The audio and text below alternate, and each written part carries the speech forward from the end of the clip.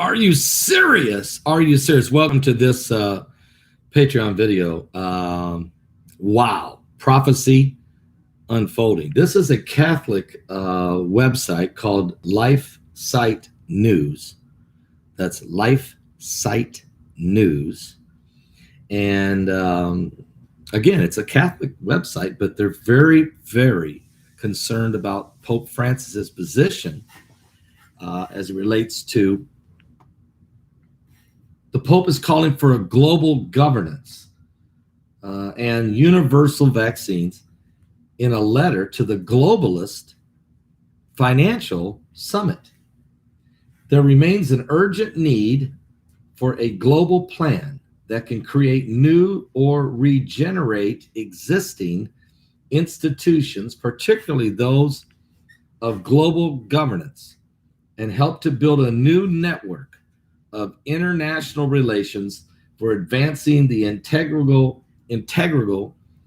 human development of all people, unquote, Pope Francis.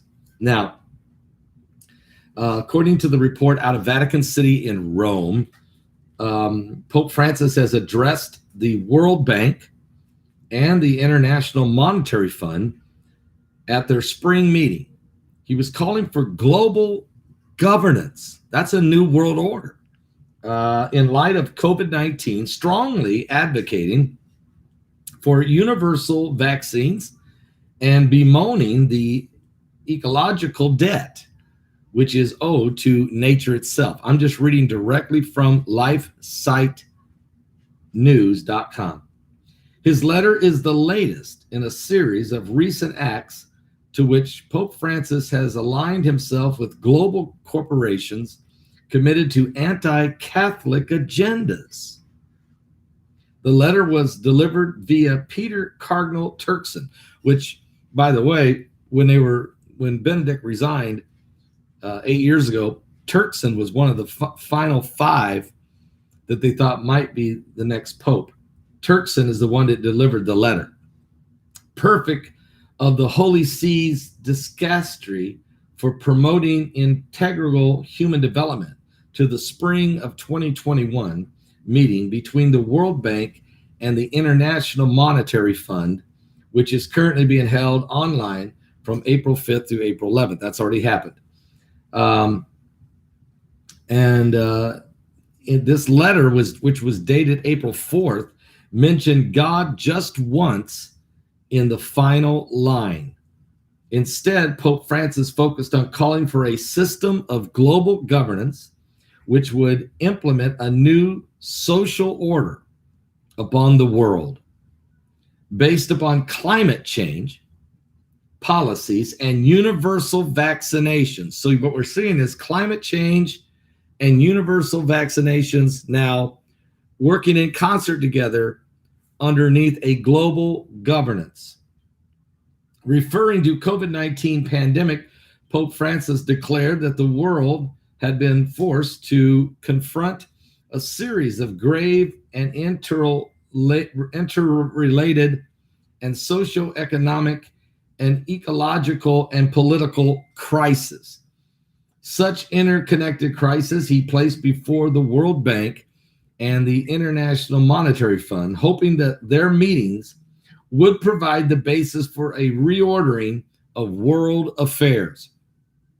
It is my hope that your discussions would contribute to a model of recovery capable of regenerating new, more invasive and suitable solutions to support the real economy, assisting individuals and communities to achieve their deepest aspirations and the universal common good.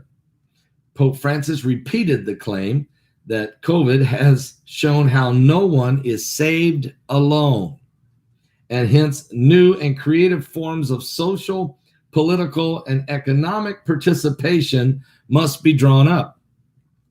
Quoting from his recent writings, which were described as blasphemous by Archbishop Carlo Maria Viganado, Francis mentioned trust as the cornerstone of all relationships. a point which he believed the World Bank and International Monetary Fund would know very well due to being experts in finances and economics.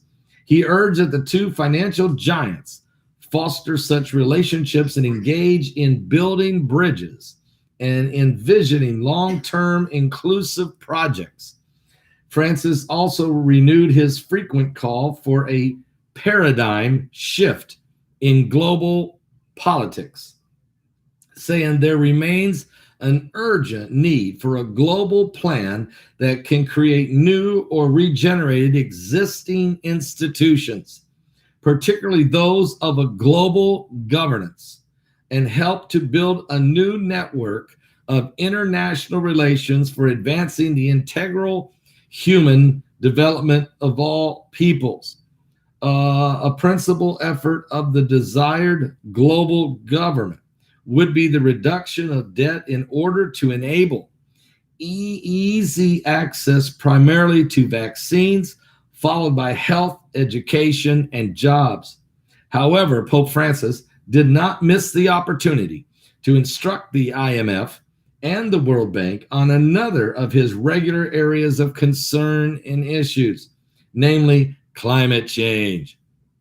He warned about overlooking the ecological debt, a phenomenon which he described as affecting the whole world and pitting the global north against the global south. We are, in fact, the debt to nature itself, as well as the people and countries affected by human-induced ecological degradation and biodiversity loss to the planet, according to Pope Francis. So in other words, Pope Francis is not saying that the climate chaos that's coming upon the world, which it is, he is saying it's not biblical, it's not natural, it's not biblical, but it's man-made. He's bought into the man-made deal. And in this regard, I believe that the financial industry, which is distinguished by its great creativity, will prove capable of developing agile mechanisms for calculating the ecological debt so that the developed countries can pay it, not only by significantly limiting their consumption of non-renewable energy or by assisting poorer countries to enact policies and programs of sustainable development, but also by covering all the cost of the innovation required for that purpose. So he's now also endorsing what's called transfer of wealth, to take from one group of people and distribute it to the other, while telling the countries that they're taking from that they have to cut back on their consumption as well. What's that mean, Pastor? Live in a smaller house or smaller apartment. Drive a smaller car that's electric. Do not travel nor fly on planes or trains. You don't need to go see the rest of the world no more. Stay home. Stay within 25 miles of your house. And eat what we give you. That's what it means. American exceptionalism, that's out the window. Capitalism's out the window. This is a new world order, a global reset being formed. And vaccinations, of course, is part of that. All of this is being pulled together, according to Pope Francis. It's needed, according to Pope Francis. So, lifesitenews.com. Thank you for watching this Patreon. What I'm trying to say here in this article, which is probably one of the best ever written, is that it's not just global elitist in the European Union or just the elitist political bunch of corrupt politicians in Washington, D.C. But now the leader of the largest, 1.2 billion Catholics, the Pope himself, has fully embraced all of the agenda of the new world order. He calls it the global governance, a new global order, and which includes vaccinations, it includes transfer of wealth, it includes socialism, it includes um, um, man-made climate change. Every one of the left, I mean, basically the Green New Deal on steroids. So when you have one of the world's largest spiritual leaders, he probably is the largest spiritual leader. I mean, if you look at the three religions of the world, Christianity, Judaism, and Islam, he would be the most powerful leader among those three religions. The other two don't really have anybody strong enough to even compete with him. So you're starting to see now the global elitist, the International Monetary Fund. You know, these are organizations that are part of this global push for a one world currency. So, guys, what I'm trying to tell you is read Revelation 13, and it's upon us. Okay, here's the deal: the beast kingdom is upon us.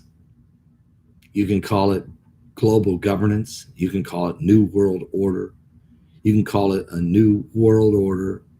You can call it the Illuminati. You can call it the biblical beast kingdom of the Bible. You can call it a lot of things. There's a lot of names, but basically it involves money, religion, and control, limiting your access to food, limiting your access to travel, limiting your access to quality of life.